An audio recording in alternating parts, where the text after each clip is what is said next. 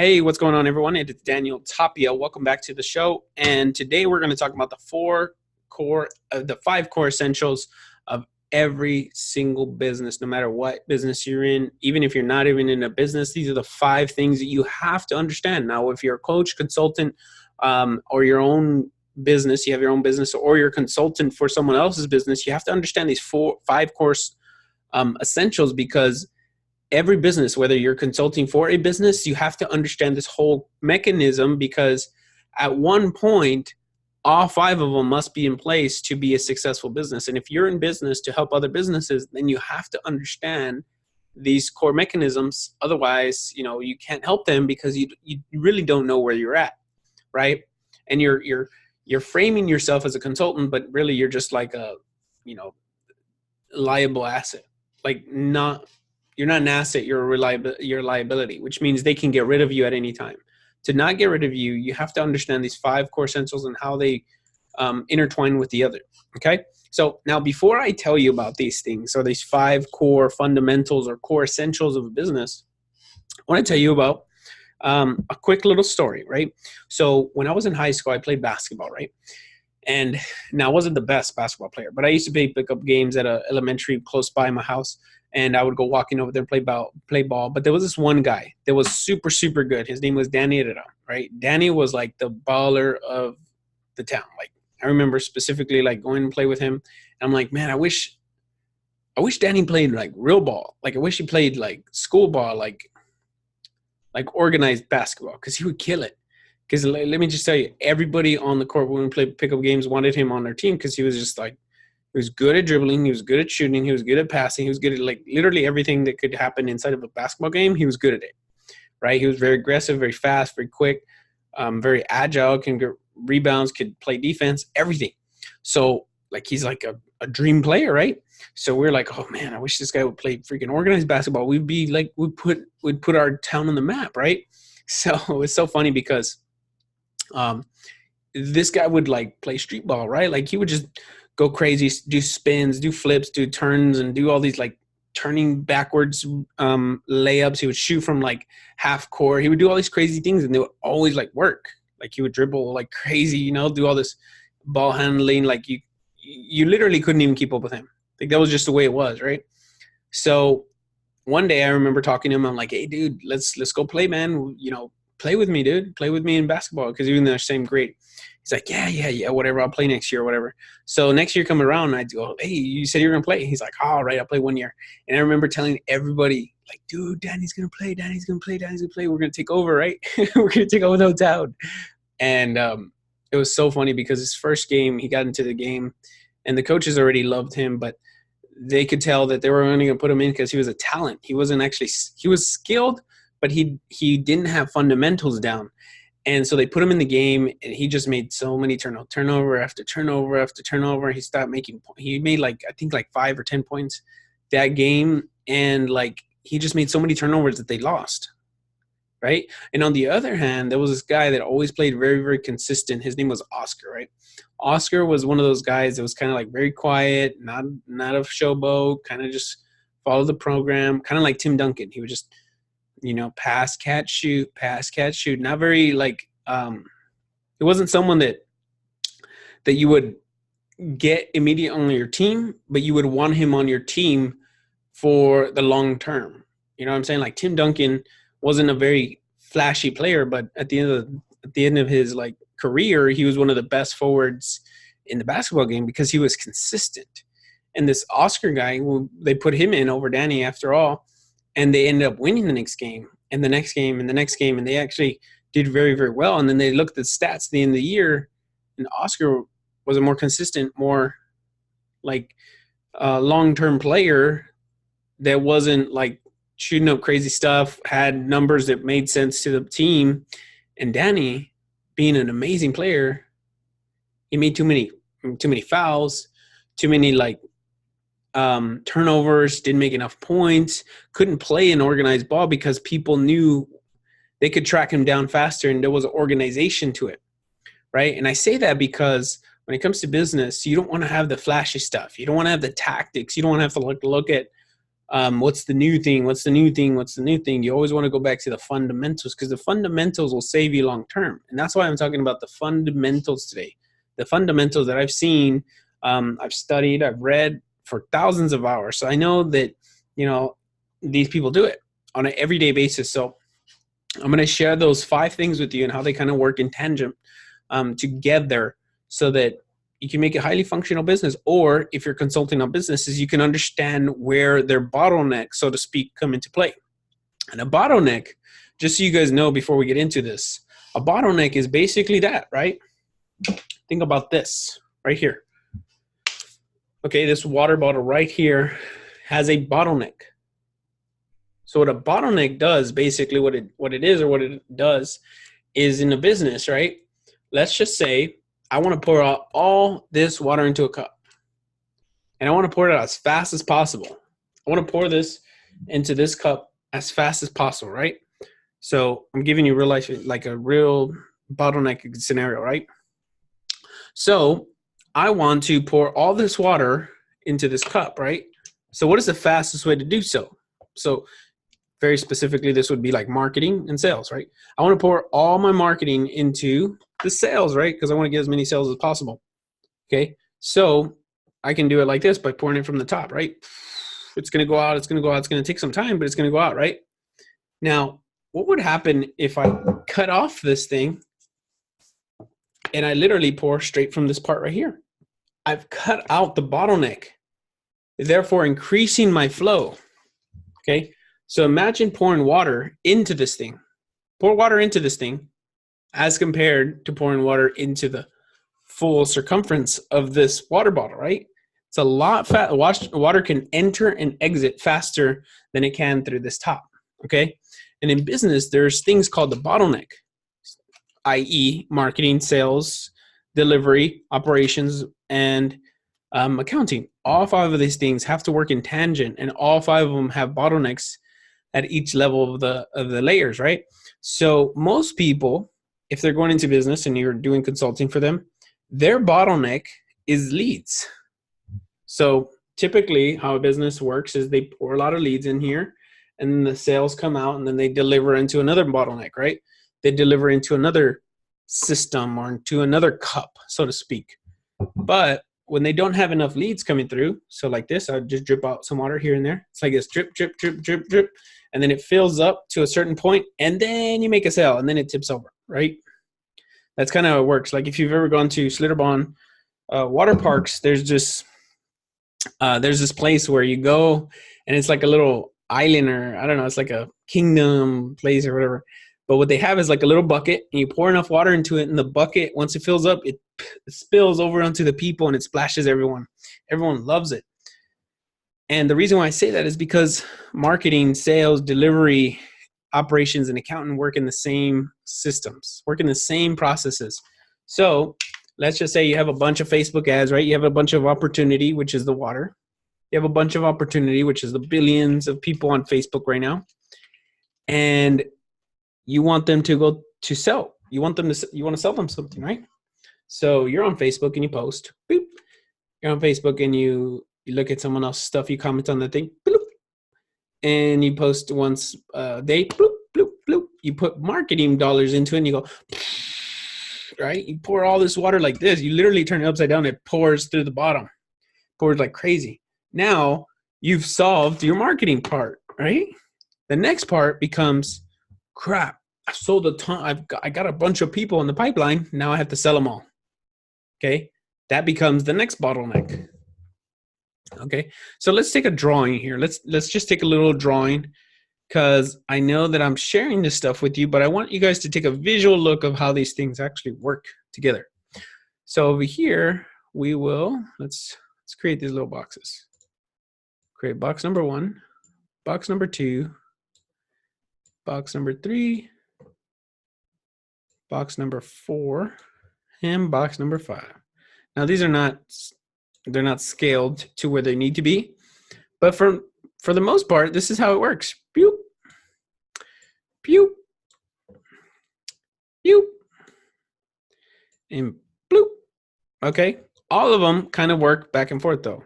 So they go like this, they're like feedback loops, kind of like if you were in a refrigerator and you open your refrigerator and the door opens and the cold air comes out. And then it starts heating up inside the refrigerator, so the temperature inside the refrigerator cools down. So you hear the temperature go on, so it starts cooling down all the food because you left the door open too long. That's why your mom told you to close the fridge, because it needs to cool down and the energy needs to be used, right? So all these things kind of work back and forth. Now, without one, the others become very, very hard. That's why I say, okay, here would be marketing. Okay, so we're going to go into marketing. And this is why you guys can see that I love marketing so much, because without marketing, none of this stuff works. And so that's why I share marketing tactics with you, because, I mean, to be honest with you, that's what needs to be talked about, because operations and all that stuff doesn't make sense if you're not marketing. Sales, delivery. Okay. Delivery. Now, if you're a coach or consultant or you own your business, you have to understand these things. If you're a coach or consultant consulting people in business, you have to understand these 5 mechanisms, because you can help one. And what you can do is, if one makes sense, let's just say I fix someone's marketing, then I find out that their bottleneck becomes sales. So guess what? I can offer them sales opportunities, or I can help them out with someone that knows how to do sales, and that becomes a value add. Hope this is all making sense. You know, it's so funny, as I heard some people, when I was doing my script the other day, I was doing my script review. They're like, hey, is it Dan Locke's video? I'm like, no, I actually I don't know if Dan Locke used it, but it's been around for like probably like a decade, that sales script. You can I'll probably link it up in the bio below. Accounting stuff. These are stuff that comes in there. These are stuff that has to be in there. Okay, these are the 5 pillars of every business. Every business has to have these things. Okay, now most people get to like right here, 6 or 7 figures. They can get to this part right here. If you figure out these 3 things right here, you can basically get to seven figures. I'm pretty sure, if I'm not mistaken, I heard Dan Henry say that he can get to 6-7 figures just with this part right here. Operations become important. And I read a book, I think it's called Ready, Fire, Aim, where they talk about operations and accounting, like scalability. How do you go to the next level through the operations? This is where you would like hire people, where you would, try to make these things better and more efficient so that this works better, right? So like this is like a bottleneck in a lot of people's businesses. And so is this part right here, delivery. Okay, because people can market, like post on Facebook, right? Marketing is the attraction of good and repel of bad. Bad. To your good might be someone's bad, right? So just your good repelling of your bad, right? That's your marketing. Now, sales is converting good, right? Converting good, or turning, closing. No, sales is like converting the goods, right? And then delivery is giving the goods, the goodies, right? That would be like if you sell a course. We'll just use an example here, kind of like the course that we're giving away, right? Course, giving the goodies. This would be, let me look up what it is, right? Is the work of managing inner workings of your business so it runs efficiency as possible. Great. That's even better. Yep. The operations are basically overlooking how can I make attraction better, or who can I put in place?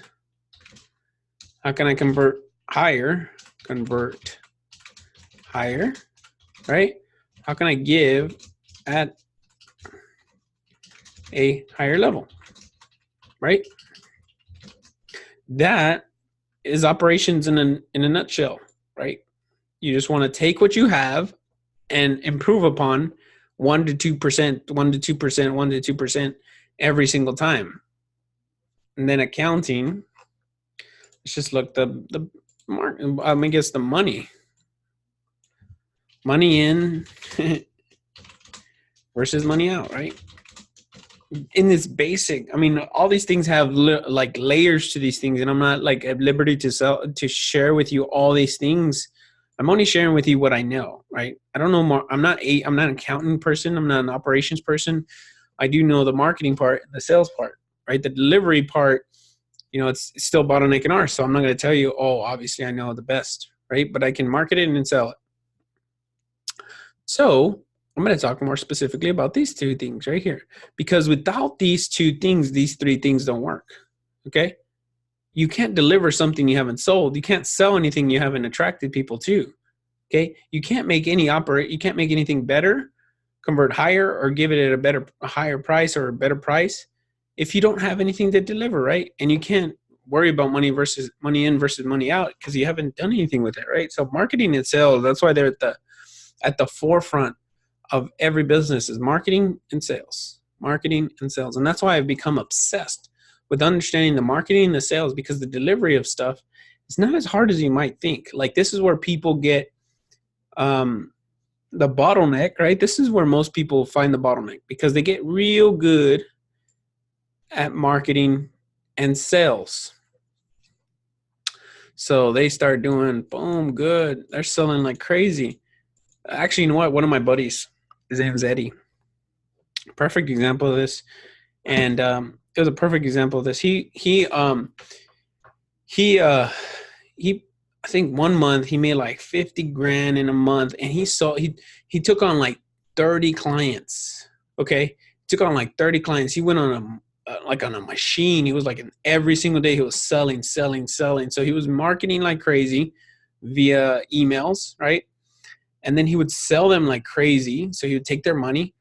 And then 2-3 weeks down the road, these people wanted something. So here he had a delivery problem because he couldn't deliver on the goods that he said. So when he couldn't deliver on this, people backed away. And overnight, his online business dried up. Now, there's nothing bad I could say about that. It's just sometimes you got to have people in place to have the right things working in favor for you, right? Because you can sell the most amazing thing. And right now I just put up a marketing campaign where the guy that's selling, he's getting too many leads that he doesn't know what to do with, right? So there's another bottleneck.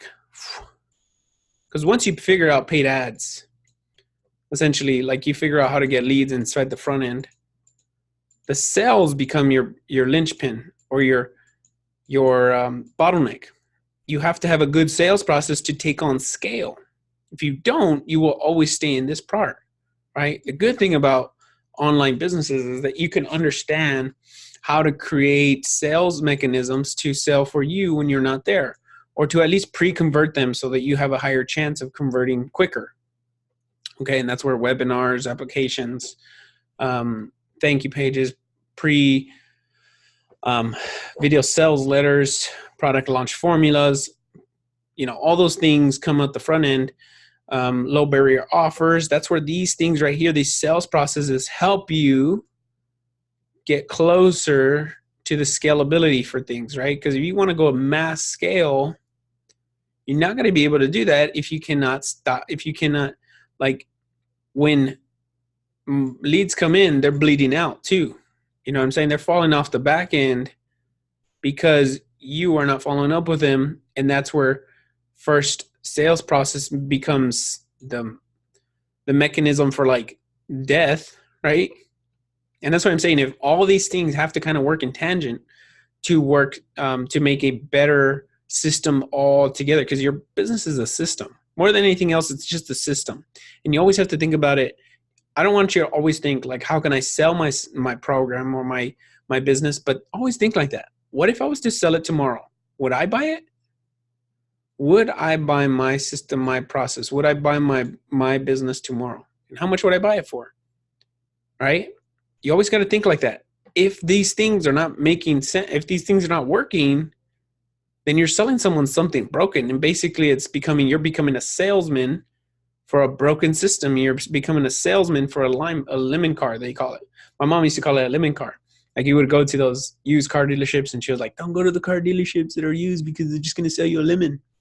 I'm like, what the freak's a lemon car? And she's like, well, it's the cars that they dress up real nice, but you get them off the lot and they take you off the contract or whatever. That's the contract says as soon as you get off the lot, it's your problem. And you find out 2 weeks later the transmission is broken. That actually happened to her one time. She bought I remember her buying this amazing, I thought at the time it was a really cool car. This Mitsubishi van. It was like a van. It was a Mitsubishi. So it was three of us. So we now had a van after like a 10-year span of a Corsica. It was uglier than anything. It looked like a cockroach, to be honest with you. It looked like a cockroach car. Then she finally upgraded to a van, which was a green Mitsubishi. And in 2 weeks after she bought it, the transmission went out and she was basically out of car again. She had to go buy another one. So it was just like she was being burned on both ends. So they're like, basically, she or the people here were good at selling, but they couldn't deliver. So therefore, my mom never went back. They lost her business. I'm assuming that they sold that to someone else. They went out of business. But this is a very important note because you can be amazing at sales and still run a business. But the way that you deliver on things is the way you're going to be known. Okay? That's actually not a bad idea. So in this video, I wanted to talk to you guys about the 5 core essentials of every single business. Now, if you do need any assistance in understanding where you stand with these 5 core essentials or where you need help with in your business, I'm going to put a link below and you can apply to see if we're a good fit to work together. I'll ask you a couple questions. Like I said, if I can't figure out your problem in 10 minutes or less, then we're probably not going to fit because I don't think I can help you. So I'm going to put an application below or a link below so you can apply to a 10-minute free strategy session where we'll just talk about your business, see if I can help you out. If I can, I'll let you know. If I can't, totally fine. We'll go about our day and I'll tell you where to go. Because the last thing I want to do is point you in the wrong direction or take your money and not give you what you want from it. Because then that makes me this right here. I become a good marketer, good salesman, but then the delivery becomes dumb, right? And if I can't deliver for you, then this thing all breaks down. All this breaks, right? And so you come back over here and you become just a marketer in the sale, right? And that's where you become the sleazy salesman. So apply below. I'll put a link. You can apply for a free strategy session, 10 minutes. And if I can't find your problem in 10 minutes, we're probably not going to fit. So, or if I don't think I can help you in 10 minutes or less, then we're probably not going to fit. So what I'm going to do is I'm going to put a little link below and you guys go apply. But I hope this helps you guys out. If it did, go ahead and share this video and let someone know about this video. Also subscribe to the channel if you're not already subscribed. So that being said, I'll talk to you guys later.